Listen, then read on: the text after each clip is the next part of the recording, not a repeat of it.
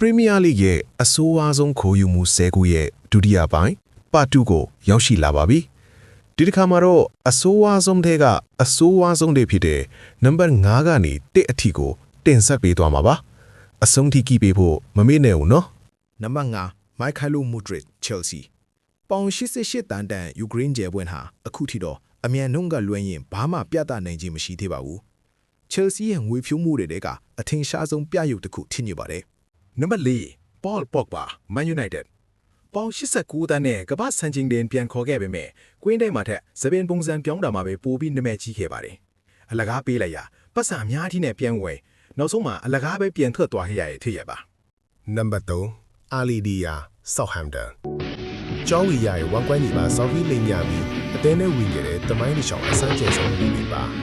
53မိနစ်ပဲကစားခဲ့ရပေမဲ့ပရီးမီးယားလိရဲ့အဆိုးဆုံးစီးရင်မှာအနည်းပါနေပါတယ်နံပါတ်2 Darwin Núñez လီဗာပူးပေါင်85အတန်းတန်တိုက်စစ်မှုဟာဂိုးသွင်းတာတဲ့တိုင်းထီတာနဲ့အခွင့်အရေးလွဲတာမှာပိုပြီးကျွမ်းကျင်နေတယ်လို့ပါပဲ